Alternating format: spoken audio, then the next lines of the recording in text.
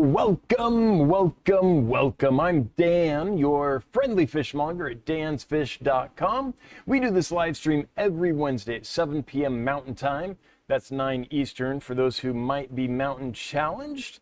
And today what we're going to do is we're going to give a shipping report, and then we're going to talk about our giveaway for the day, tell you a couple things going on here at dansfish.com, and then we're going to get to your questions and comments and just chat about aquariums.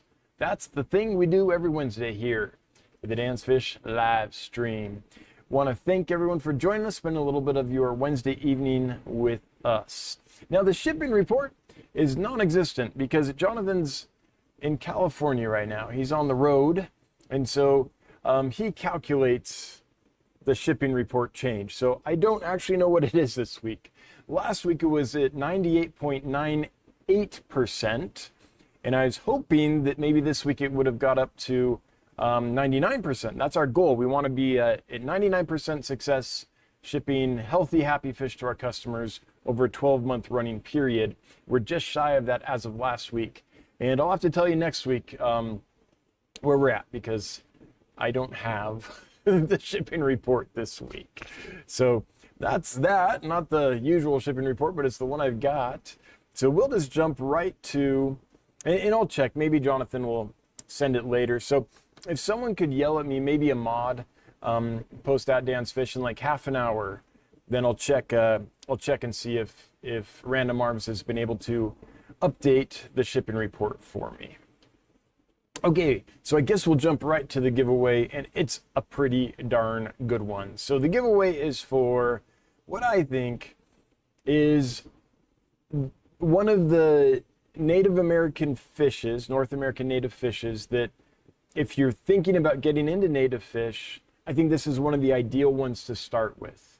It's hardy, it's peaceful, it's beautiful, it doesn't get too big, and it eats anything. Like it's kind of like the white cloud mountain minnow, I guess, of North American native fishes, I guess is how I would put it. So absolutely beautiful little fish. This is Notropis chrosomus, or the rainbow shiner. Chrosomus means colorful, which is exactly what this fish is like. So I want to show you a couple things.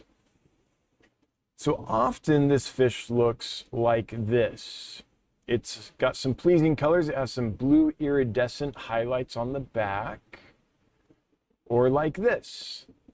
Some iridescence on it, some red on the fins. But when they go into spawning mode, they turn into these bright pink wonders of the world. It's another decent shot. That's a decent shot of them when they're not in color. And depending on the location, they can be different colors when they spawn. My favorite are the ones that look kind of like this. They've got nice blue flecking on the top, nice iridescent blue on the paired fins, a little blue on the head, because they look like that even when they're not in spawning condition. And then when it's time to spawn, they add the pink to it. So I think that's just a really pretty combination. So my favorite are the locations that have the blue flecking year round, because it's really pretty when they swim around, those bright blue flecks glitter out. And then when they go into spawning mode, they'll turn bright pink. Like, that's a decent example. I've got a picture of the website on them. So there they are. Really beautiful fish, even when they're not in spawning mode. Lots of blue across the back and on the fins. And my friend Stan Sung took this picture, so thank you, Stan, for taking the picture and for allowing me to use it. I appreciate that. So anyway, the giveaway tonight is for a few of these, and I'm doing the giveaway a little differently. When I was on Nightbot, I saw that there's a way to give channel members extra luck. So I'm going to make it so that if you're a member of the channel, you're 3 times more likely to win the giveaway. I'm going to make it 4 times, because if you are a regular to the channel, if you come all the time and watch the channel, you're 2 times more likely to win. So I want to reward people that are here often, and I want to reward people that support us by being members of the channel. And I think this is an easy fun way just to say thanks to folks who are members of the channel and are here often. So I'm going to do that. So if you'd like to win a group of rainbow shiners, hashtag rainbow, put that in the chat, hashtag RAINBOW, no spaces, capitalization does not matter, and you will be entered to win some of these beautiful North American native fish. There's this great book. Is it, what's the author's name? Is it Goldstein, Goldberg? North American Native Aquarium Fish Gold Book. What was his name? There it is. Robert Goldstein. It's called American Aquarium Fishes. American Aquarium. I want to show you guys this.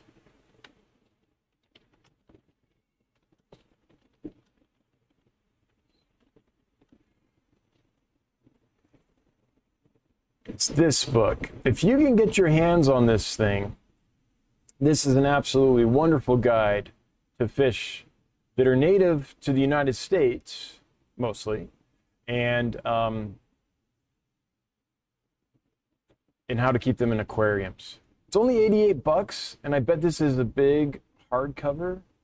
That's not bad. I figured it'd be a lot more than that. Yeah, 155.88. That's more like what I thought it would be. But really good book if you're wanting more information on North American native fish. And the other place to go for a lot of information on fish that are native to the United States that you can keep in aquariums is here. North American Native Fish Association, nanfa.org. I'm going to put that in the chat. Give them a look. See, they do a lot with conservation, and there's a lot of information on here on their website about keeping these fish. They also have a publication called Currents that they put out with, you know, for those that are really into the thing. So there's some good resources about North American native fishes, how to keep them in aquariums, and I think we just often ignore the richness in our own backyard. There's some great fish out there. In fact, there's an article I wrote about collecting native fishes, and I don't think, let's see if it's made it yet. Nah, it hasn't. If you're a member of the newsletter, if you've subscribed to the newsletter, you'll know what I'm talking about. If you haven't subscribed to the newsletter, if you go to dansfish.com here, scroll down to the bottom and click here, that will subscribe you to the newsletter. And I don't use that. Like, I just send newsletters. I'm not like sending you a bunch of spam. I'm not calling you or, you know, anything like that, bugging you. If you join up, I'll send usually a very informative newsletter on some topic of fish keeping, on some species, how to keep them, or some interesting topic of aquarium fish keeping. And then occasionally I might send a newsletter out that shows highlights of what's looking good or new, a new group of fish we got in that we haven't had before, or stuff like that, so you're aware of what's going on. But that's as salesy as we get, and we don't send them out all the time. We're not going to flood your inbox. So, yeah, so the newsletter's there for those who might be interested. All right, with that, I want to talk about just a couple things going on here at Dan's Fish, a couple of the new listings, and then we'll be on our way. This won't take long. The first one is our colonies of Cardinal Sulawesi shrimp are doing amazing. So we have a whole bunch of these shrimp available for sale, and they're bred and raised right here at Dan's Fish. And since our colonies are producing well, and we don't have to bring them in from exporters anymore, we were able to lower the price a bit. So it's a pretty darn good price, I think, for Caridina dennerle. Now, one thing you should know about this shrimp is it is a Caridina species, but it comes from hard alkaline water. So when we think of Caridina, we're typically thinking of like the bee shrimp and crystal red shrimp and those types of things. Those like softer water. But just because it's the same genus, Caridina, doesn't mean that the ones from Sulawesi want that water. What they want is nice hard water. So keep that in mind. Some super red bushy nose, rainbow shiners. I mean, we're doing a giveaway for them, so surprise, surprise. Some more of the coral tiger platies or bleeding heart platies, or I mean, there's so many names for this fish. Red zebra, but we're calling it coral tiger. They're basically a white beige fish with red striping, orange striping up them. And I think, well, here's another couple of highlights. The Xiphophorus helleri Rio Atoyak, have some more of those available, not many, but a few. One of the prettiest of the helleri forms because it has this nice black spotting on the body, kind of like a random mottled black pattern, which I think makes this fish one of the prettiest of the helleri. I just like the contrast of that against the light body color.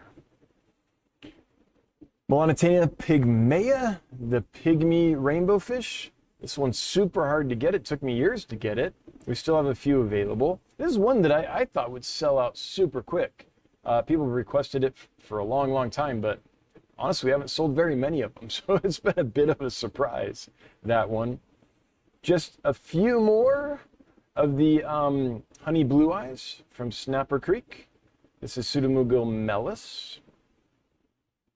And let's see here. I think those are the highlights. Everything else I think we've talked about. So some new things, just a few new things that have been posted on the website recently. If you're looking for stuff, that's some stuff. Oh, and then I've got some new stuff as well that I just haven't been able to get pictures of yet. I need to get pictures of those copper sailfin mollies, buttered popcorn mollies. We have a strain of blue galaris in, not the war eye, but the the German aquarium strain. It's a strain that's been known for a long time in the killifish hobby. DKJ strain, DKG, I forget, is the German strain. It's an aquarium strain, but it's been bred in Germany for quite a while and developed pretty well over there. And a couple other highlights like that, in order to see that stuff, since I don't have a picture of it yet, the way you see kind of the hidden stuff is, here, I'll take you there. So if you go to newest listings and click over to about 3, you'll see some fish with pictures that are listed, but if you keep scrolling, we'll get to the section where all the stuff that's listed but does not have a picture yet goes to the back of the currently listed stuff. So if you go to page 3 or 4, you'll see some really neat stuff, including Aplochilus lineatus, the wild form, which I'm so glad we were able to get. I mean, Golden Wonders have kind of taken over, and so, you know, the Golden Wonder is kind of a neat fish, but what happened when they started breeding the Golden Wonder is they stopped producing, well, they never really did produce in large numbers, but they stopped, well, they didn't start, I suppose, producing the Aplochilus lineatus in its wild form, which in my mind is a lot prettier. So now we have tons of Golden Wonders produced at a pretty inexpensive price by the industry, but it's almost impossible to get the normal wild type Aplochilus lineatus killifish because the farms aren't breeding that one. They only are breeding the golden one. So it's a little backwards, but that's what's going on with that fish. Okay, with that, we're going to go ahead and get to questions and comments here. Before I do, I just want to double check and see if Random Arms was able to get me the shipping report. I don't see a note about that yet. So let me just go here and see if I bring it up, if it's been updated or not. I don't think so. I think Jonathan would have sent me a text if he had gotten to it. Oh, it looks like he might be working on it. I see another color there. Oh, he has. Okay, it's the same. Shipping report is still 98.98, maybe. I'll check back later. He might still be working on it, but looks like he's working on it. Thank you, Jonathan, for working on that. Even though you're on the road, I appreciate it. Okay, scrolling to see. Passing Wind says, I like the glasses. Yeah, we've got a couple options. So, yeah, these are the new glasses, and these are the old glasses. I don't know. I'm getting old enough that I needed a bigger prescription. Let's go with that. A stronger prescription. So I don't wear these all the time yet because my eyes are still getting used to them. And so when I'm at the computer for a long time, sometimes I switch back to the old ones. It's because my eyes are still kind of getting accommodated to this. Yeah. Okay. So, questions and comments, let's get to that stuff. Before we do, I want to thank the moderators for being here and for moderating. Much, much appreciated. And the next one is Bryce. Do you have any other fish keeping books that you would really recommend? Well, the one that's nearest and dearest to my heart is the one from Jorgen Scheel. Let's see here. It was Rivulas of the Old World, Jorgen Scheel. And then the new updated version is Atlas of Killiefishes of the Old World. This one. I grew up with this book, and I spent days just flipping through it and dreaming of killifish, you know, trying to figure out where I could get some of these. There it is. That's a decent shot of the title. So that's my favorite one. That, as far as really useful books, you know, a lot of them are kind of outdated. As soon as a book is published, it's often outdated in this hobby because scientific names and stuff change so quickly. But I like Mike Helwig's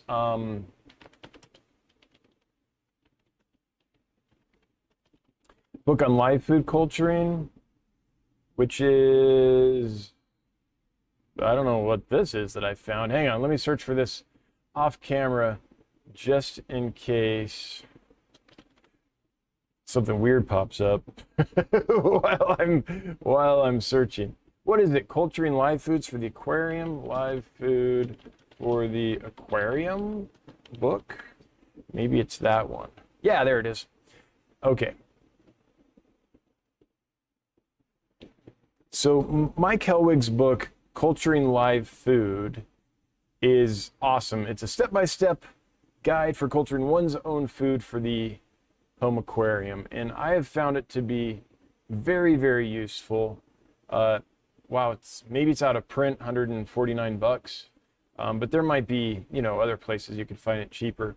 But that book, as far as just practical information for growing live food, which can really help up your aquarium game, is really useful, really practical, step-by-step how to culture different organisms for aquarium fish food.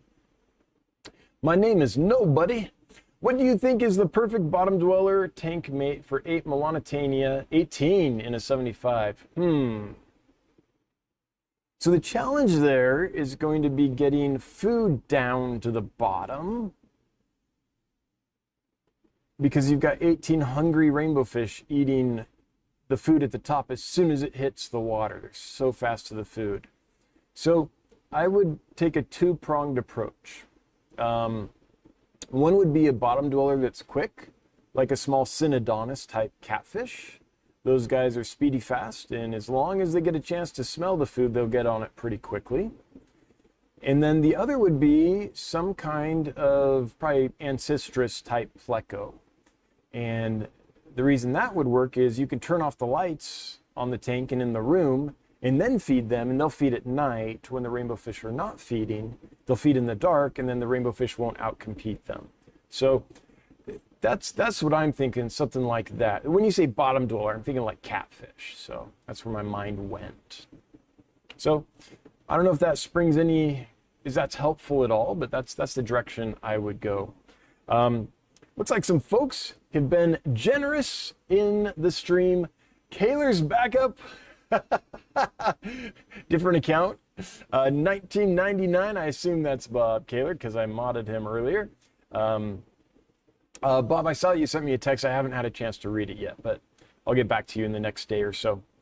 Big Steve's glass boxes gifted a Dan's Fish membership to somebody. If you're the lucky recipient of that, you get to see the videos on the YouTube channel earlier than everyone else, and you get a greater chance you're 4 times as likely to be drawn the winner of the giveaway on these live streams as you would if you weren't a member. So thank you so much, Big Steve. Kelly Foreman jumping on the bandwagon, not to be outdone, also gifting 5 Dan's Fish memberships.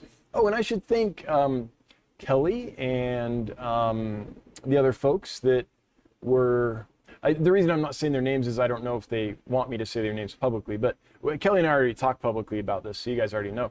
And a few other folks who acted as, I don't know, recommenders, reference checks for us so that we can start supplying fish to zoos and public aquariums. So that's, there's one public aquarium that we've passed their vetting process.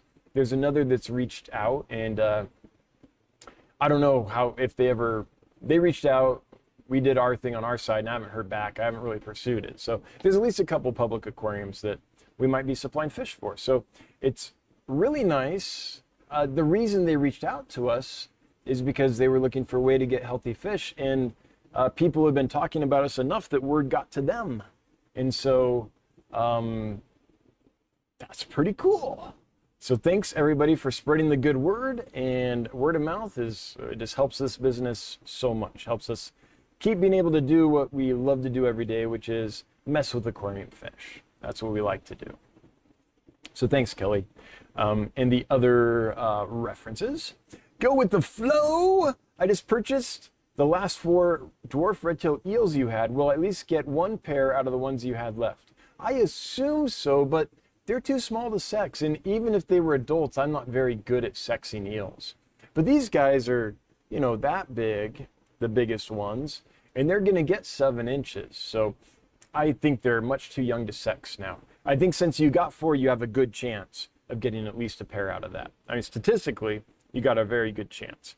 But there's nothing that we can do to increase those chances by trying to select males or females. They're just too small at this point. They're not sexable.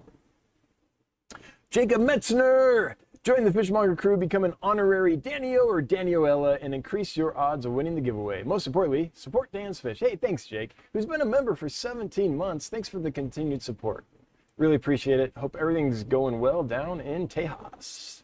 Fluffy Cow! Hey, my friend, hope you're doing well. The geos are doing great. Most have the fins coming back and have to move a monster pleco to get them breeding, I hope. Oh, that's great to hear. So we had a group of geophagus that there didn't appear to be anything wrong with them that we could diagnose, but their fins weren't, they were kind of like eroded away, but it wasn't like an active fin rot that we could see, and they didn't respond to treatment or anything. And so we didn't want to just kill them. That would be horrible. So Fluffy Cow was nice enough to provide a home for them in the hopes that a change of, sometimes when nothing else works, it's like, let's just put these in a different tank, in a completely different type of water or whatever. And sometimes that works. There's been 3 or 4 times over the last year when that's worked. So we gave that a shot, and it sounds like it's working. I'm glad to hear that, Fluffy Cow. Glad to hear that they're healing up. Their fins are recovering.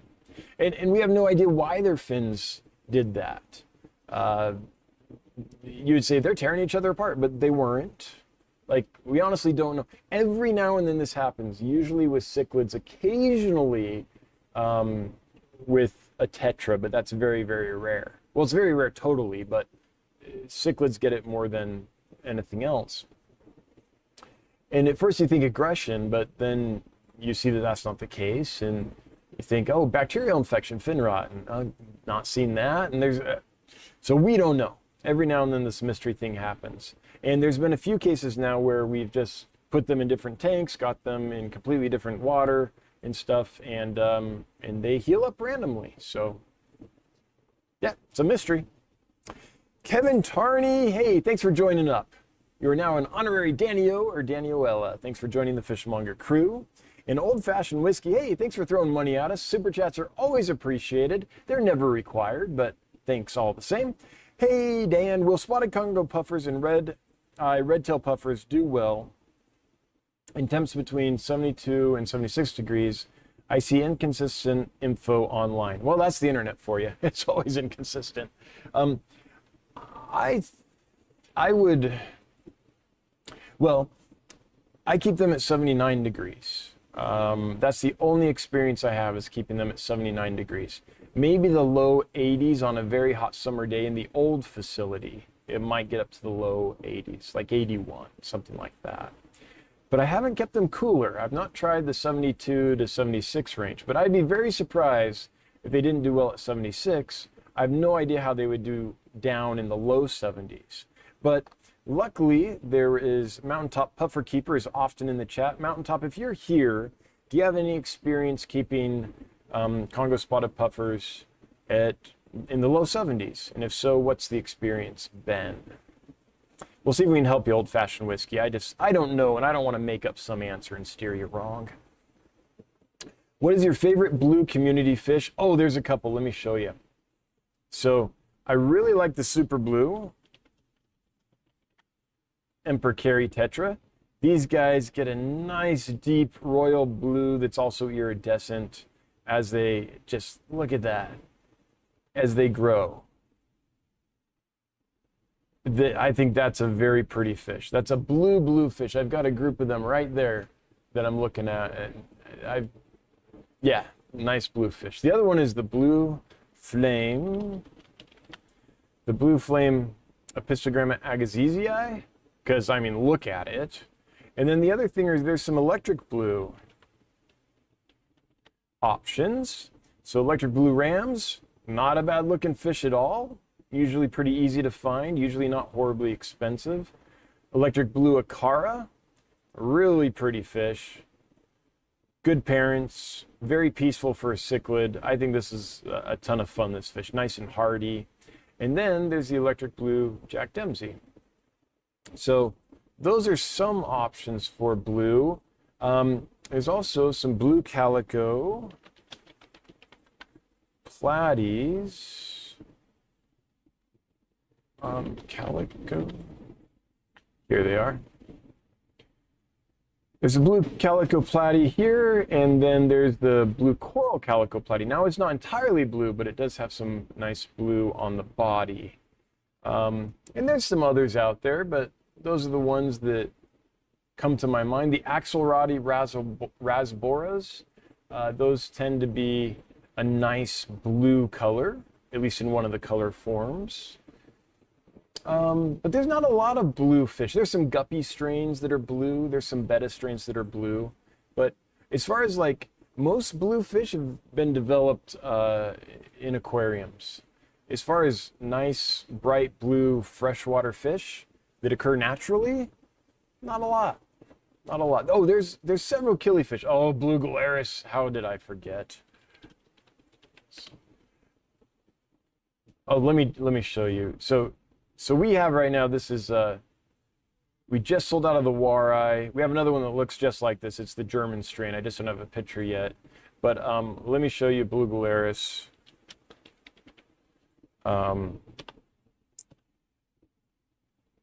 This is a gorgeous blue fish. Check these out. Like, this is a nice adult male. They get nice extensions on the fins. They get extensions on the trident tail. An absolutely stunning fish. A lot of blue on the blue gularis, as you would expect. So that's another one to think about. There's some Nothobronchius that are blue. Egger's eye has a blue form. Gunthri has a blue form. So here's the blue Egger's eye, and this is a naturally occurring form. And it also comes in a red. So just so you can see the difference, that's the blue, and that's the red. Both are really, really pretty. Oh, here, that's perfect. There's a red and a blue. Whoever took that shot, you're a genius. Showing us both fish at once. So, yeah. I don't know. That's what pops to mind. Oh, excuse me. Oh, man. Just got a tickle in my throat.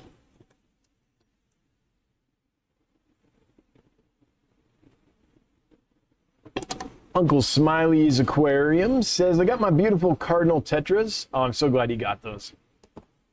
And cherry barbs this morning for my birthday. Thank you, Dan. Hey, happy birthday. Belated, I'm sure. But if not, happy birthday. And glad they arrived in good shape. Yeah, Cardinal Tetras, it's taken some doing, but we're 85 to 90% of the way there on Cardinal Tetras, Rummy Nose Tetras, Celestial Pearl Danios. We still have a little bit of learning to do. But as far as getting them to our customers healthy, that's happening really, really well. We're still trying to figure out the best ways to source. We've come a long way, but that's going actually pretty well. And then we're trying to figure out how to keep them alive and healthy here and get them through quarantine before we send them to the customers. And that's where we need the most work, just still trying to figure out, after the stress of the supply chain, how to help them bounce back as quickly as possible. So we're constantly working on those species, but we're getting there. We're getting better all the time. Not Stefan, Stephen P. 2003 Aquatics, gifted 5 Dance Fish memberships. Thanks, Not Stefan. Much appreciated. Hope you and yours are doing really well. Oink Master Supreme Forever.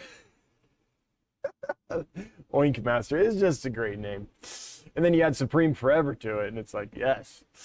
Hi, Dan. Hope you're doing well. I am. What types of freshwater eels would you consider to be beginner-friendly for a first-time eel keeper? The only one that I would recommend is the dwarf red-tailed eel. And the reason it's the only one I would recommend is it's the only one I know of that's being bred and raised in aquariums and that is being treated humanely in the supply chain. So when we get those, we have basically 100% survival. The breeder takes good care of them. They're packaged responsibly. They're shipped responsibly. Whenever I've tried any other kind of eel, it's not the same experience. There's heavy losses. I'll purposely order small eels in a light pack in the hope they'll get to me in good shape. And they never do. They always ended up packing them very densely. I have yet to find anyone else on the supply chain that treats any species of eel correctly, besides the folks we get the dwarf red-tailed eels from. So I've tried a few different ones. I've had success here and there, but not consistent success. Like I'll try a supplier and often it doesn't go well, but sometimes it goes great. And I'm like, oh, awesome, I found someone that'll do this. And then the next shipment, it's like, okay, they're not good. Like they overpacked them, they didn't fast them properly, the water's milky white when I get them, like all that stuff. So that's something I still need to work out. But honestly, once I found the dwarf red-tailed eels and how basically 100% success with those, pretty much. Very, very rare to have a loss. And then I was like, okay, I'm just going to do these because I know they work and they're awesome. So at some point I'll figure out how to get nice, healthy eels from other sources. But so far, it's been a bust, to tell you the truth. Geek Boy, it's been 30 minutes. Check the report. Okay, I bet it's updated by now. Oh, holy cow! Okay, we did it. Let me make sure this is right before I report it. Make sure. Jonathan says, oh, blast, the time zone. It's done. Surprise. So he's in California, so he's 3 hours later than normal. All right. We're at 99%. We did it. Last week we were at 98.98. Today we are at 99%. Oh, awesome. Awesome. It looks like we just had just a couple losses. Like almost none. I see like, yeah, like very, very few. Oh, that's awesome. We did it. Okay. This is happening. Turn down your volume, take your ear pods out of your ears. It's about to get very loud in here. I have been working on getting to 99% success for over a year now. We just did it. So it's about to get loud. You've been warned. Turn down the volume. Take out your ear pods, your earbuds, whatever they're called, earbuds, I guess, because we're gonna score a goal here. You ready? Okay, here we go. Gotta get ready. Gotta get ready. And go!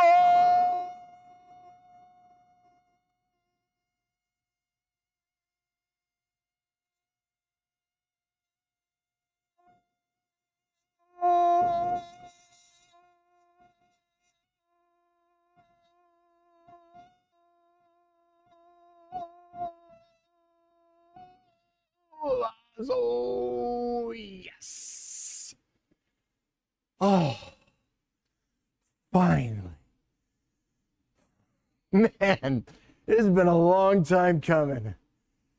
Oh, been working on that for, I think, since January of last year.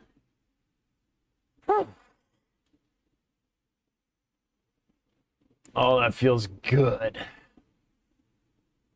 Hey, thanks, Geek Boy, for reminding me to take a look-see. And thanks for the super chat. Always appreciated, never required, but let's not lie. We like when money falls into our lap. It does help. Every bit helps.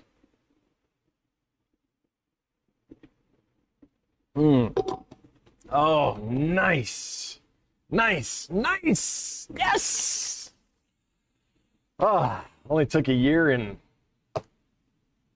8 months.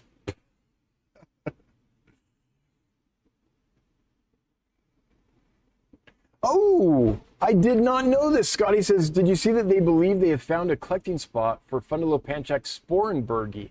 No, that's excellent news. They found some in the wild. Scotty, if you get a moment, can you send me a link? If you would email me a link, I'd love to read more about that. Fish for Life 333. Do you guys have plans to set up a phone number? No, I don't think we'll ever do that. We're a pure online company, and to tell you the truth, I don't know how we would ever field phone calls. Like, the amount of time it takes just to care for the fish and prep them and ship them and source them and all that stuff, I'd rather focus on that than having phone conversations. And today, with the internet, how it is and how accustomed to people are with it and such, I think that that's fine. We're pretty good about responding. So if you send an email to hello@dansfish.com, that's HELLO@dansfish.com, you're going to hear back from us. We'll take care of you. Do you remember the old song Hot Buttered Popcorn? It would be perfect in the background. Ooh, I don't know that song. Oh, I probably do, but my mind is not recalling it. Okay. I don't know if I can. Hot Buttered Popcorn song. Hot Buttered Popcorn, original version from 1972. I better not play that now because I could get a copyright strike, but I'll play that after the stream here. And yeah. Yeah. Would you guys consider taking special orders for fish? No, we wouldn't do that either. It just doesn't work at scale. So what we have a very specific mission. We're trying to improve the aquarium fish industry. We're trying to make the experience of aquarium fish in this industry a gentler, kinder experience. There's way too many fish that die and suffer needlessly in this industry. And so we're trying to be an example to show folks ways that it can be done where the fish don't suffer or don't suffer as much. It's always going to be stressful when fish are transported, but there's a difference between being stressed and suffering, I suppose. So we're trying to mitigate that stress and lessen the suffering. So we're focused on that. So we make our decisions based on that mission. And just fulfilling that is a big enough task. And the way we do that is we source responsibly. We quarantine and care for the fish when they arrive here for at least 2 weeks before we sell them to a customer. We have a diagnostic lab in-house, and we have a specialist in-house whose job it is to diagnose and treat fish, so we can care for them properly when there is a problem. And we send them to our customers in a way that's very different from the industry standard. And all that takes a ton of time. So I can take time to do other things like take phone calls or do special orders and things, but it's going to distract from our main mission. So, and the other thing is just logistically, it doesn't really work. I import a lot of fish. Sometimes I use other people to help me bring in fish, but often I import fish on my own license. I'm responsible to Fish and Game. I'm responsible to customs. I'm responsible for all the clearances and such. And when you bring fish in, you have to bring them in quantity. So it's very rare for someone to special order a fish in a quantity that I can provide. Like most people say, could you special order this? And I'll respond like, how many do you want? And they'll say like 6 or 12. And I'm like, no, I have to buy at least 200 of those. And you're the first person in the last 3 years that's asked for those. So in order to get you your 6, I would be stuck with, 194, and the odds that I could sell them are low. So if someone has a special reorder and wants to order in the hundreds, then maybe I can make that happen. I've done that on occasion for like universities, institutions that are doing research and things and are trying to source a very specific fish. But here's the problem is, there's always a risk that a shipment won't do well. Despite all the precautions, despite everything, I would hate for you to special order a fish, me bring it in, and then just have it not do well. But in a case where someone wanted to order in real quantity, and I could just be like, hey, you want 200 of those? Great, I can order 200. That's a quantity I can import. And you'll take them all? Okay, maybe I could find a way to do that. But then I'm like, oh, they wanted them. They said they would take them all. I've got them in now. They're healthy. Hey, we got your fish ready, right? Send you an email. Your fish are ready. And then, oh, never mind. I got them somewhere else. Oh, great. Now I'm stuck with 200 fish. And it might be a type of fish that, doesn't sell, that the greater customer base is not interested in. So anytime we do those, we take on risk. And then there's just the bandwidth, the sheer time and concentration it takes to do those things out of system that kind of throws a wrench in the gears, in the works. So we've set up a very easy to use website, and basically we're concentrating on making the fish happy and healthy and sourcing them responsibly, getting them to our customers responsibly, and that is about all we can handle. So there are other places, like Rare Fish USA, my friend Wesley Wong over at Rare Fish. There's folks that specialize in finding rare fish for people. And it's like, I want this thing. And what they do is they go out and they hunt for it and get it. I hope I'm not misrepresenting you, Wes, if you're listening to this. I have a friend named Ross. The Finder of Fish is his title, because that's what he does. He goes out and he finds fish for people. So there are other businesses that are set up differently to serve that kind of need, but it's not us. Mario Velasco, any Rio Yi Gymno Jimmy's coming in soon. Gymno Jenny's. Gymno Gfake. Yeah. Gymnos. I don't have any plans to bring any in anytime soon. But I'm not saying no. It's just one that I don't see available that often, and one that there isn't a lot of demand for. So I'll have to see. What I kind of do is we have this wish list, right? So if you go to the website here, if something's in stock, you can click it to add to cart. If it's out of stock, you can add it to your wish list. In fact, if it is in stock, you can also add it to your wish list. You just have to go to details. So let's say you want this fish, we have it in stock, but you don't have space for it yet. You can add it to your wish list, and when we get it in stock in the future, you'll be notified, and maybe then you'll be ready for it. Or if we're out of stock, then you can also add that to your wish list. And so what we do, part of what we do when we order fish is we go down the wish list and we're like, okay, what are the top 50 species or so, I don't know, top several species that people have requested. Okay, can we find a way to bring those in? Because obviously people want those. And a lot of times it takes us a long time to figure out how to responsibly source different species. And so we do that. We also look at other sales metrics to help us decide. And then on top of that, we'll try some new cool stuff just because it's new and cool, or we haven't had it in a while, or stuff like that. So that's how we generally decide what to order. So I'll have to look, Mario. It hasn't been on my list, high on the wish list or anything, so I haven't been looking actively for Rio Yees. The other problem that we have is with Geophagus, with Severums, with some other large fish that take a while to really grow and develop. One problem we have is, well, we get them when they're young, so we can't tell exactly what we have. We just have to trust the breeder or the supplier. And so we get them in and we sell them as whatever the supplier says they are, because how can you tell? They're small little Geophagus, right? Most of them are Gymnogeophagus or Severum or what have you. They aren't very easy to tell apart, a lot of them, at a very small size. So we sell them, and then, I don't know, it's happened in the past, and in fact, we're going through this right now, I think with Rio Yees, where someone's had them for 6 months or a year,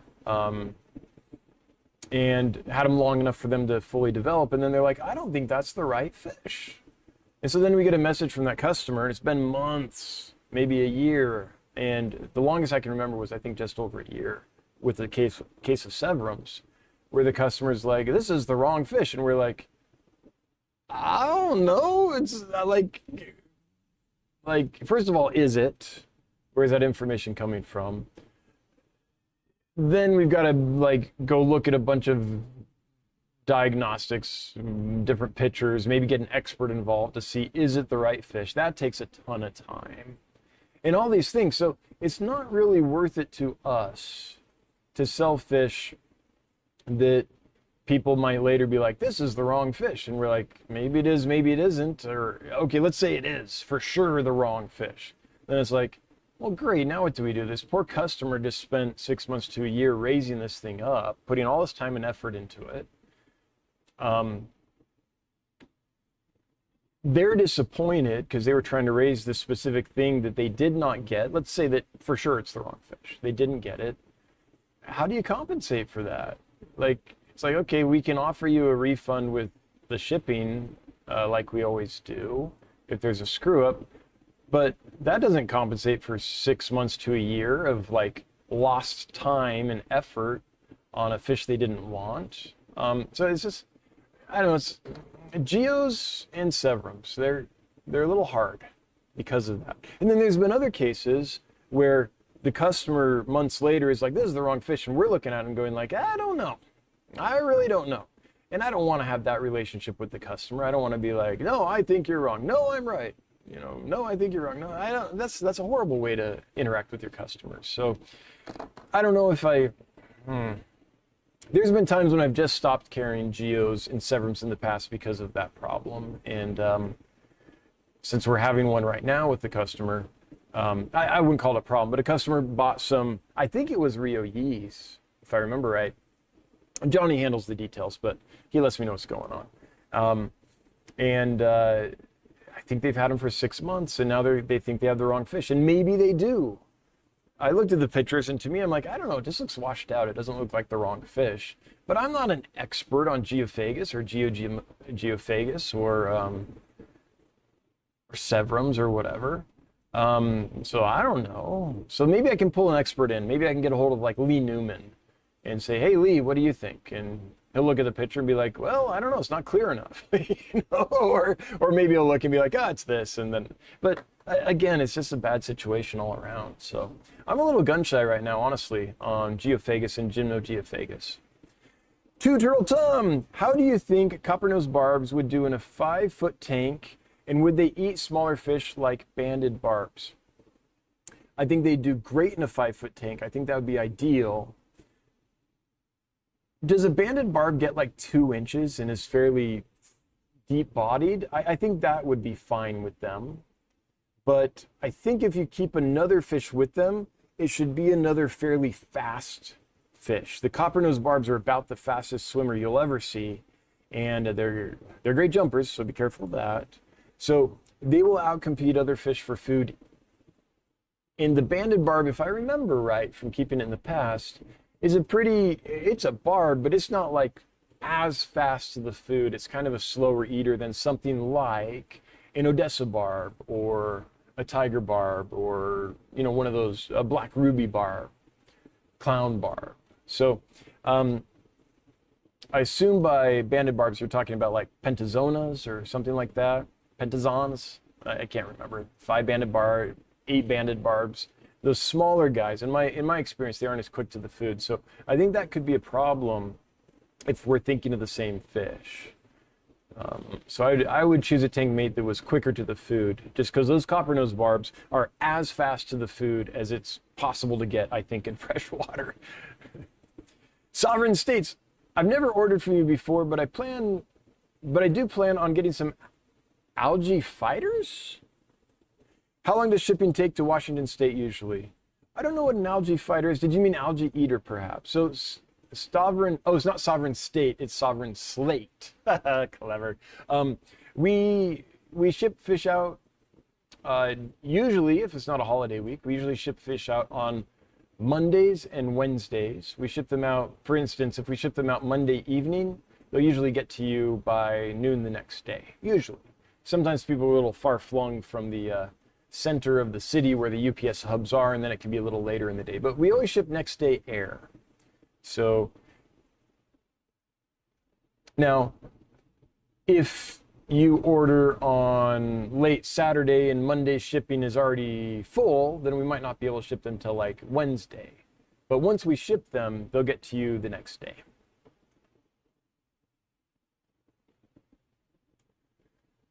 Jody P, thank you so much for donating 10 Dancefish memberships. That's so generous of you. Thank you, Jody. Much, much appreciated. T-Shot, congratulations, Dan and crew. Awesome accomplishment. Been following you for a while, and it's great to watch your success. Cheers. Hey, T-Shot, thanks for cheering us on, and thanks for moderating. Appreciate that. Killer Kitty 08, not Curl Kitty. I used to say that wrong all the time. Gifted 5 Dancefish memberships. Again, you guys are the best. This community is awesome. Thanks for the support. Much, much appreciated. Oh, I have other great news. This last month, August, was our biggest sales month ever, even though it's August, which is typically, the dog days of summer usually aren't that busy in the fish industry, the aquarium fish industry. So despite it being the dog days of summer, we still set a new sales record. We sold more last month than we ever have any previous month. So cheers. Thanks to everyone who's ordering from dancefish.com. We appreciate it. And the business just keeps growing. And we are getting closer to what we need to be at to think seriously about expanding. So we've got a little more growth to go in the kind of recurring monthly sales numbers. And once we get that, then we'll have to decide, is it possible to grow any more in our current space, or do we need to expand? We won't know for sure until we get there, because paper models only tell you so much. But that's what it looks like, according to the model so far, that's the time to seriously consider if that's the right move to make or not. So we're growing. We appreciate it. Thanks to everyone who orders from us. Thanks to everyone for spreading the good word. And yeah, just thank you so much. I love that I get to do this every day for a living. And everyone that works here loves that they get to do it too. So we all thank you.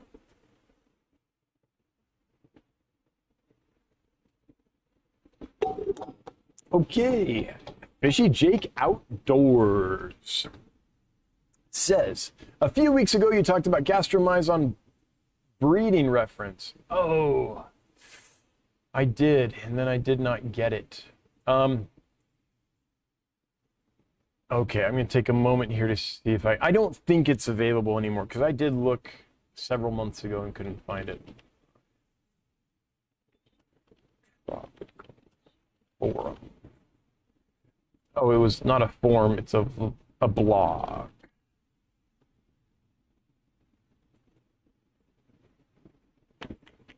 Let me just look real quick. Brian's blog. Okay, no, this is someone who likes boating and such. Sorry guys, I know this is bad television, but if I don't do it now, it'll never happen. Yeah, I don't see it. I'm trying to look through archives.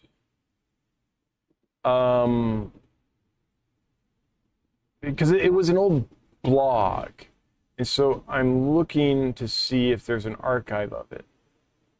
And let me go through one more page here, and if there is, great. If not, we'll move on, because I know this is not good television, just watching me scroll online looking for stuff. Yeah, I don't see it. I don't think, Fishy Jake, I'm so sorry. I don't think that it's still there. I think it's been discontinued and I can't find an archive of it. But it was called Brian's Tropicals or Brian's Basement, something like that. So, yeah, I wish I could point you to it. Evan, I recently purchased a pair of Apistogramma agassizii blue flame with the intent to breed them. Any particular ditherfish recommendation? Would Paleotis cories work? Yeah, I think Paleotis cories would work. I think I would try, if breeding is the goal, I think I would try them without ditherfish first. The group we have right now comes up and begs for food. They're not shy. Now there's several in the tank, so if there are only 2 in the tank, they might act shyer, but maybe not. They might be accustomed to humans mean food enough that they won't be shy for you. So I think what I would do is I would put the pair in the tank alone, and I would see if after a week or so, if they aren't coming out and begging for food and feeling comfortable. If not, then maybe some ditherfish, and I think Paleotis cories would work just fine, yes. How should I go about breeding my Gertrude rainbow fish to add to my school? Oh yeah, how fun is that? It's like, I like this fish. I wish I had more, but instead of just going out and buying them, which, you know, thanks for when you do that, but instead of doing that, I'm gonna try to raise them. It's like I'm gonna level up in this hobby and raise some up and make my own. I think that's fun. I've never, is this true?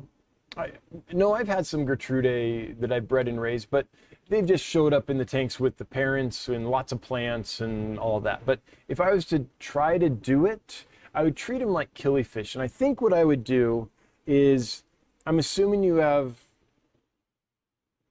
multiple tanks. If that's true, I would put a whole bunch of plants with like water sprite, really, really densely rooted plants, nice and big where the roots go down. I'd wait for the water sprite to get there, and then I'd put a bunch of Java moss under that, wait for that to get big. So this is going to take a couple months. Sorry.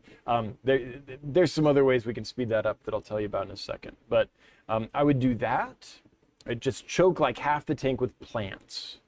And then I would feed the parents really well for a couple weeks, put them in there, the parents, the breeding stock, put them in there, and I'd leave them in there for 2 weeks, and then I would take them out, and I would feed that tank with, probably vinegar eels. If you can do infusoria, that would be great. I can't remember if Gertrude fry are big enough to take baby brine shrimp from the get-go, but they might be. Frittata fry are. I've raised and bred lots of frittata fry. Hang on, I gotta turn off my notifications. It's beeping like crazy, and that's annoying. Okay, so that's what I would do. I think that's the easiest way to do it. Now, if you don't have tons of plants, the hack for that is make a whole bunch of nice thick spawning mops that go from the top to the bottom of the tank and put them in there. But it's not going to be as good because the fry are going to want to hang out at the surface, and spawning mops just don't really give a lot of little pockets up in the surface where babies can hide. Water sprite, floating water sprite is like the ultimate for that in my experience. So, but it could work. That could work as well. Now, how I bred tons of pseudomugil furcata when I was doing that is I had a big colony in a 30-gallon breeder tank, and I just had it was a bare tank with just a sponge filter and a big spawning mop. Like, when people make spawning mops, they make a mistake often. They put just a few strands around, maybe like 25 strands, and it's this kind of etiolated, anemic, thin little spawning mop. The problem is if it's thin like that, then when the fish lay their eggs, there's not enough strands to hide the eggs effectively, and so the fish will go in and eat their own eggs because it's delicious caviar. If you make it a nice, pretty big spawning mop, so when it's in the tank, it's, I don't know, what's that, 3 inches across or something, like it's big, then there's enough strands that when they lay the eggs in there, a lot of them will be buried deep enough that the fish aren't going to easily find them and eat them. So I just had a big spawning mop in there, and I would just, every day or two, take it out and put it in another tank to hatch. It was that easy. So you could try that with Gertrude as well. But I think the easiest way, nice planted tank, really choked with plants on about 50% of the tank. Parents in for a couple weeks, take them out, feed small live foods. If anyone else has some advice on breeding pseudomugil, would you respond to Kind All Night and see if we can help out? Hunter McLaren, I will second your adoration of the super blue Carry tetras. The iridescent line along the back is stunning, especially in the morning. Yeah, they're absolutely beautiful. Sad fish are blue. They've been listening to too much Chris Isaac. Okay, Mountaintop Puffer Keeper responding to Old Fashioned Whiskey's question about puffers in lower temperatures. I've never mixed red eyes and spotted. Oh, was Old Fashioned Whiskey thinking of keeping them together? I didn't catch that part. I run my spawning tank for spotted Congos at 76 to 78. I've lost power for 5 days before 70-72 was not an issue for a week. Okay, that's good to know. Good to know. Dennis Christensen, my blueberry tetras I got from you are doing well after about 3 years. That's a good one, Dennis. A nice blue fish, Hyphesobricon wadi, the blueberry tetra. That's a nice one too, yeah. I agree. Darb wire. If you were going to do one electric blue acara, would you do a male or female?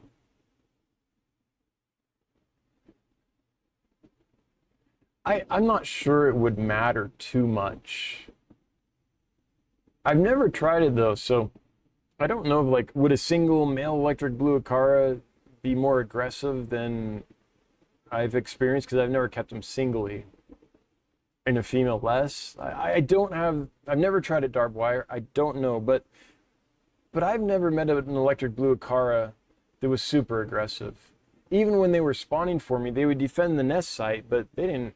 I don't remember them killing anyone or anything like that. So my hunch is that it wouldn't matter, but I've never tried it. Rosie, 1P puffer was quarantined and treated with Expel P and Prosi P 3 times and still has sunken bumpy belly and a frantic eater. Help. Are frantic eater, so eating its own. So first of all, feed as many times a day as you can. Like, keep that belly nice and full, 3-4 times a day. And then, so I'm not a veterinarian, and without having looked at the fish under the microscope in the lab or whatever and had that diagnosed, I don't think we would know exactly what to recommend because we're not sure what's causing that. So Prosi treats a certain class. Expel P, what's the active ingredient? Is that levamisole? Active ingredient of Expel P, let's see. Levamisole, okay. Yeah, so levamisole is pretty effective against lots of roundworms. Prosi is effective against a broad spectrum of things. I suppose what I would try next, if I couldn't get a diagnosis and didn't suspect that it was just not eating enough, is I would next try flubendazole and metronidazole. I think that's the next thing I would try. If that didn't work, it might be okay to try some ICX as well. There are certain parasites that are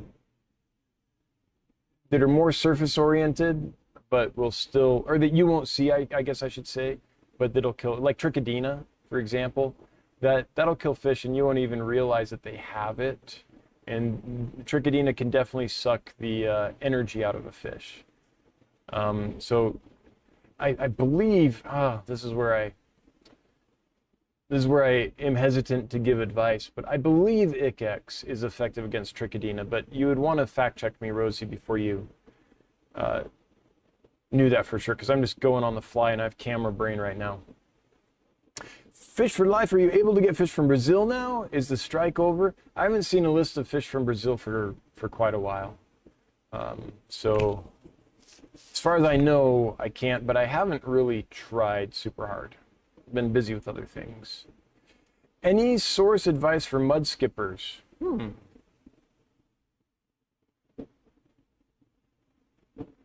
I would say ask Zenzo where he got his, but if I remember right, he kind of had, I think it was kind of a nightmare sourcing his. If I remember that old video series right, it's been a long time. No, I don't know. I'm sorry. Has anyone here got mud skippers? Nice healthy mud skippers? If so, let us know so Snoochie can, get pointed in a direction to start looking. I recently purchased a pair of Epistogramma. Okay, I already got that one. You're coming to Seattle soon, correct? Yes, I'll be in Seattle next week. I'm speaking at the Greater Seattle Aquarium Society. I should put a link to that here. Greater Seattle Aquarium Society. I'll be speaking there on Saturday, the 14th at 1 p.m. So if you're in the Seattle area, I'd love to meet you. So I just posted a link to their website. September meeting is Dan Hodnett. September 14th, 1 p.m. How I quit my job to build a state-of-the-art aquarium fish facility at the, SPU? Otto Miller Hall, room 109. What's SPU?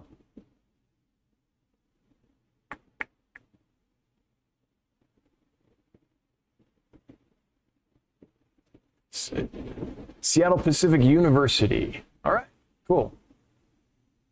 Yeah, thanks for reminding me to bring that up. Sometimes I forget the things that I should do. What water parameters would you recommend for a fish that I don't know? Dunkleosteus terrelli. Okay, let me see if I do know this fish. I don't think so. What is this? What are you, fishy fishy? Ha! This is one of those prehistoric armored bony, yeah. Yeah, nice, you got me. I'm glad I didn't go on and be like, oh, I've kept that before and talked about it in depth like an idiot. But I haven't seen any since I was a child, says Mama Duck. Oh, you're too much. That is hilarious. You're showing your age, Mama Duck. Mario. Already got Mario, so. Cheers on hitting the 99 goal. Oh, yeah. I'm so happy about that. Also, this is how far back in chat I am.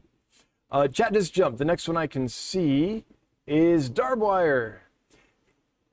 That's the electric blue Cara question. Jeff Pelham Aquatics. Hey, Jeff, are Lake Tanganyika and shell dwellers something you would like? Yes. Yes, but probably only multifasciatus. I don't think I'm really set up for multis. I know how to keep. Some of the others can be a little aggressive, and right now I don't have the bandwidth to deal with that. So multis, sure. Spinster Sister, any chance for more trios of Ivanicara bimaculata? I'd have to check the sex ratios. We will have more bimaculata available. Yes, but I don't know if there'll be pairs or trios or what at this point. What's your shipping success rate? Well, it's 99% over the last 12 months. We finally got there. Yeah. Thanks for asking. Annie Hain, are sparkling gouramis generally evil little guys? Mine is killed all inhabitants in a 10-gallon. No, and in my experience, sparkling gouramis are extraordinarily docile fish. So, are you sure the gourami's doing that? Or do you just see the dead fish, and since the gourami's still there, assume it was the gourami? Or is he like actively terrorizing the other fish every day, and you can see it happening? If so, I'd just be super surprised. In my experience, sparkling gouramis, aka pigment gouramis, peaceful, beautiful little fish. Has anyone had sparkling gouramis like kill other fish, be super aggressive? I just don't. I learn something new every day, and every setup's different. So I have definitely seen it where I put fish in a tank, and then for some reason needed to move them to the tank next door, and they acted completely differently. So fish will act differently in different setups, but I've kept sparkling gouramis in many, many, many, many different aquariums over the years, and I don't think I've ever seen one be aggressive like that, no. I bought some fish from you about a year ago. Is there any way to get information still for me for authentication? Maybe. If you email us, hello@dansfish.com, HELLO@dansfish.com, there are some fish we've been working long-term to authenticate, like the L471 mini snowball plecos.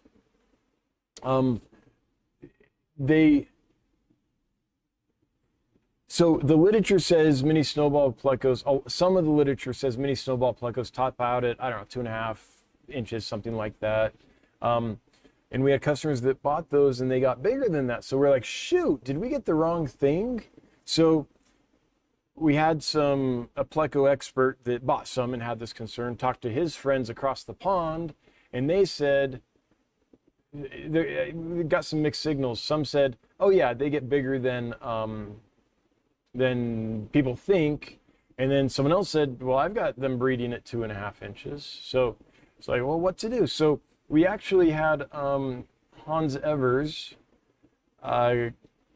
go look at the ones that our breeder has. So we source them from a breeder. And so Hans Evers went and actually looked at the brood stock and confirmed that they are in fact L471 mini snowball plecos, even though they get bigger than people think a mini snowball pleco gets. It's just, they're just a bigger fish than the industry has led people to believe, is what we now think based on Hans Evers' experience, or what he said after looking at them. So as far as we know, we have the true L471 mini snowball pleco, but it's actually been a year journey, something like that, to track down and really figure out if they were or not. And you know, Hans Evers is human. He could be wrong. I think he knows a ton, so I'd be surprised, but I'll take his word for it for sure. But so there are some fish that, yeah, we might know something about their provenance, or is this really that or not? And we might be able to help on that. Now, most fish aren't in that situation, but email us and let us know the details, and we'll see if we can help you out. Love your streams, appreciate your demeanor and the info provided. Curious question. Aren't all questions curious? Otherwise, why would they question? Would you forego using a tank if one side or two isn't completely flush, more specifically a 100-gallon? You mean on the stand? It's not flush on the stand? I would absolutely forego that. Yes. I would find a way to make sure that thing has its weight perfectly distributed before using it. Otherwise, at some point, might not be, I mean, could be today, could be years from now, especially in a large tank, I would be very worried about a seam giving way. So I'd be very careful about that. Corpse Exotics. This sounds like a horrible hobby. Do you know anyone who cracked the code on breeding rope fish? I don't. Dragon Lady Haley would be the best person I would know of to ask about that, but I don't think she cracked them. Am I wrong? I don't remember anyone doing it. Now, that being said, I think they're starting to breed them in Asia. I doubt they're using natural methods, but some of the farms in Asia are starting to offer them.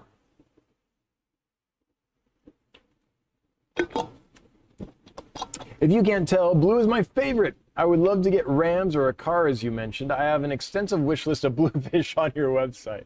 Yeah, I mean, there's some... In fact, I can't think of a bluefish that isn't really beautiful.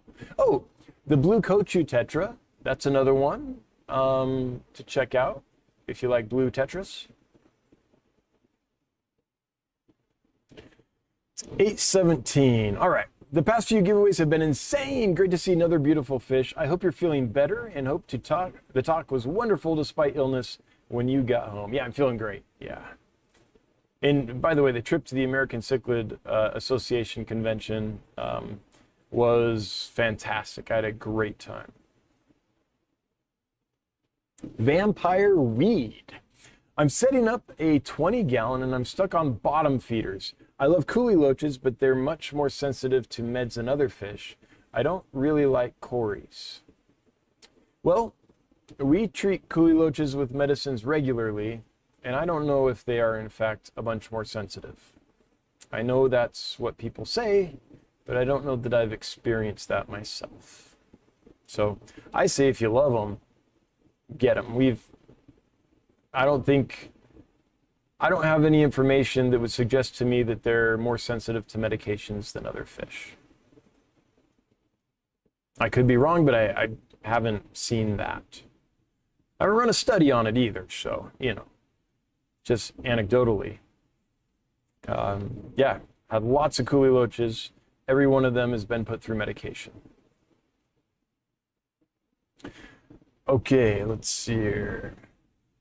The prill gouramis are doing awesome, Alyssa. Thanks for asking. We looked again today. Johnny and I looked at them today. They look perfect. No signs of iridovirus. Just haven't found a moment to send one to the lab for confirmation before I list them for sale. So it's still on us. We haven't been able to get around to that. We're down 2 people this week. So one person went on vacation, much deserved, by the way.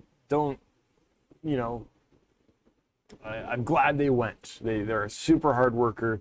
This place would not be the same without them. So I'm glad they went and taken some time to just do stuff they love and recover. So that's great. And then someone else ended up getting ill. So we're down 2 people this week. So that makes it anything that doesn't absolutely have to get done kind of is not getting done.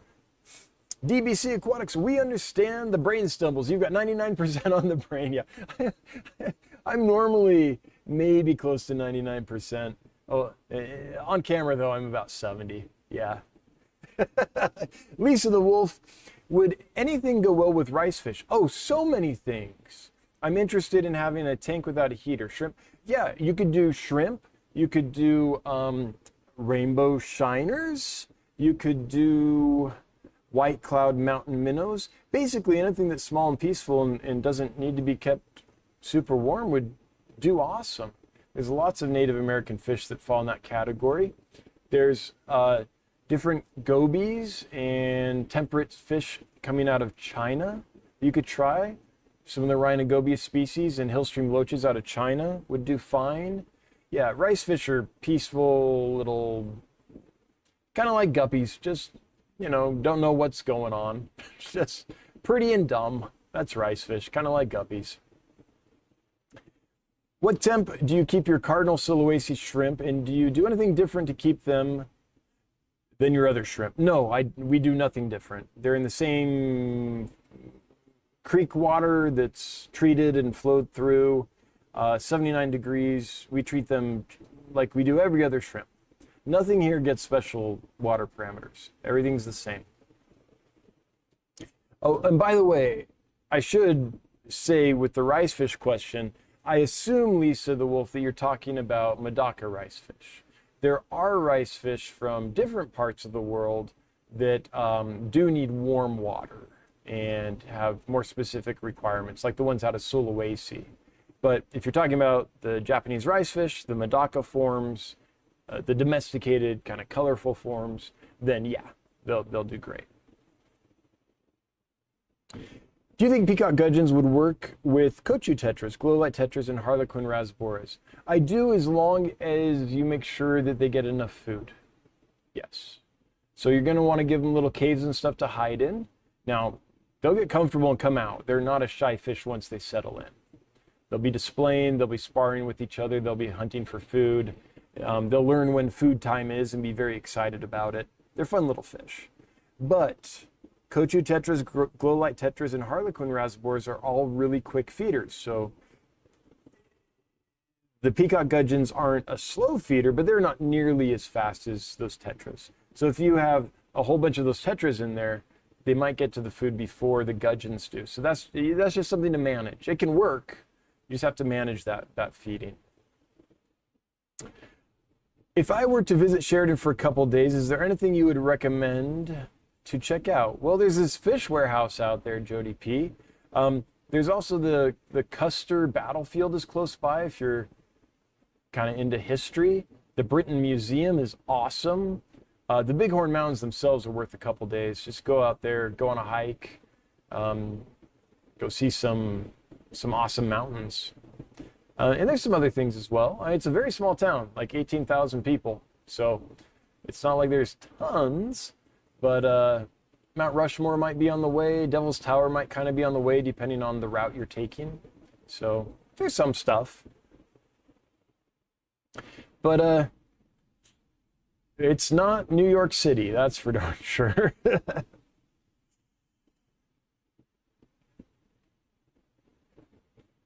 Okay, hang on. Chat must have jumped because I'm not seeing. Okay, here we go.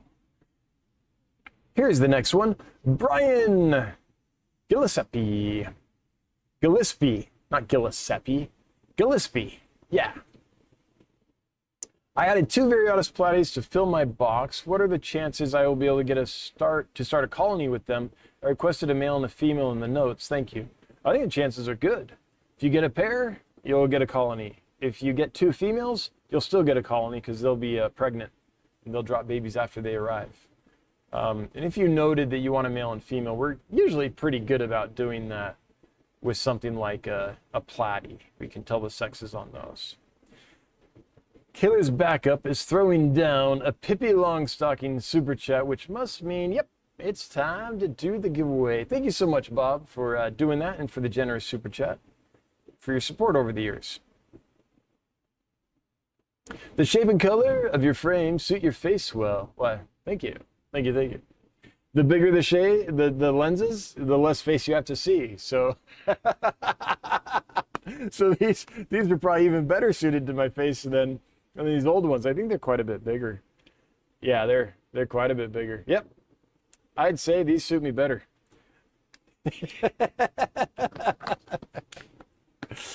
All right, let's go ahead and do this giveaway, which is for a group of rainbow shiners, Notropus chromosomus, one of the prettiest, nicest, easiest little native fish to keep. A great one to start with, I think. Let's see here. There are 304 eligible users. Well, that makes me curious how many people are here. 363. Not too bad for this little channel. All right. Without further ado, let's go ahead and draw the winner. Ken Cox. That's a name that I recognize. Ken Cox, you have won. Almost. You have 2 minutes to chime in. Leave a comment in the chat, because you do have to be present to win to claim your winnings. I'm going to put in the 2-minute timer. Okay, timer's going. It's set for 2 minutes. If you have left a comment in the chat and I see it before the timer goes off, yay, you won. If you haven't, then you forfeit your winnings and I'll draw somebody else. Them's the rules. Got to keep it moving. The sides aren't flush with one another. The sides, not the bottom, isn't flush with the stand. I don't know, HB, but if I had a large tank that didn't seem well built, I would be very careful. I mean, just imagine what would happen if it failed and that plate of glass went flying across the room, could hurt somebody. All the water comes out, that could hurt somebody, that could knock stuff over, that could create, I don't know, all kinds of issues. So, if it was me and I was looking at a big tank and I was like, I don't know that this is put together correctly, I wouldn't do it. I'd be scared to death. Because just the consequences of something went majorly wrong are very high. But, you know, that's just me. You do you, boo, but that's me.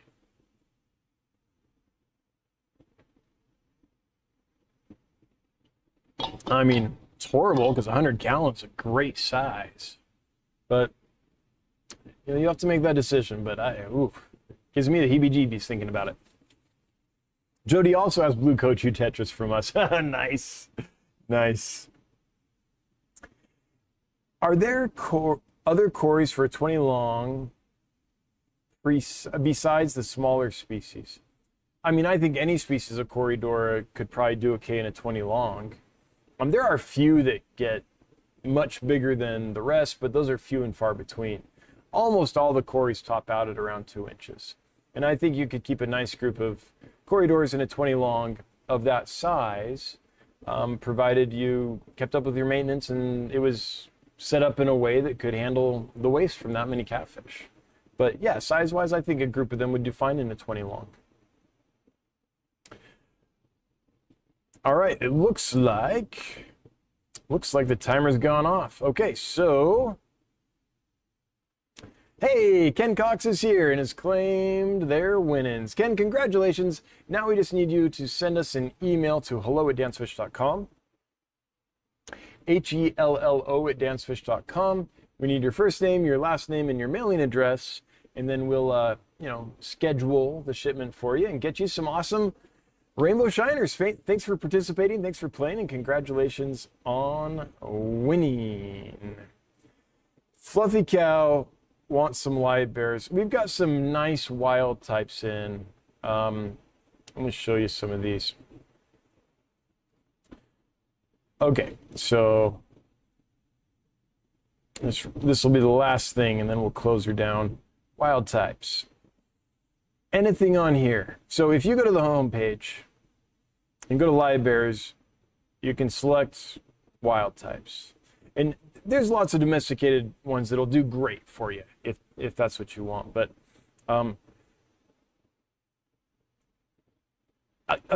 like a few pairs of dusky millions fish would be awesome. It's a really neat little fish. Its spawning how it nourishes the babies inside the mother, unlike most live-bearing fish, which the eggs just stay in the mom until they hatch. So I think that's pretty cool. These dwarf mollies really are nice fish. They get nice bright gold on the side, nice black fins in the dominant males. I think those are awesome. Perugier is one of my favorites, has been for a long time. It's just stunning. The wild mollies are great. Nezzies, these are awesome.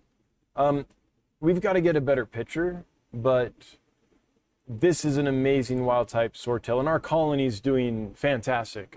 They're tough as nails. I think they're going to do awesome for you. So those are some thoughts. I could go on, but we're out of time. I got to shut her down. So I don't know. I really like the saffron mollies as well. If you want domesticated ones, they look nothing like any other molly you've ever seen. Once they mature, I promise they're going to look special. Yeah, I don't know. Hopefully that helps. All right, with that, the time has come. I've got to get to Betty by. We are short a couple people, so I've got to be in bright and early tomorrow, and the workload's going to be real heavy tomorrow, so I got to get. Before I do, though, I want to thank the moderators for being here and making sure everything flows smoothly. I want to thank the members of the channel. Thanks for your continued support. If you gifted memberships, thanks. If you threw money at us in the form of super chats, thanks. If you were just lively in the chat and made it fun to participate here tonight, thanks for participating. We really like that. If you're watching on the replay, no, if you weren't participating, you were just lurking, we still love you. Hail the Lurker Nation. If you are watching the replay, hello from the past. And if you are listening to the podcast, thanks for listening. I think I got it all done. I think the sign-off is complete. Yep. Either way, until next week, hope you have a good one. See you then. Bye-bye.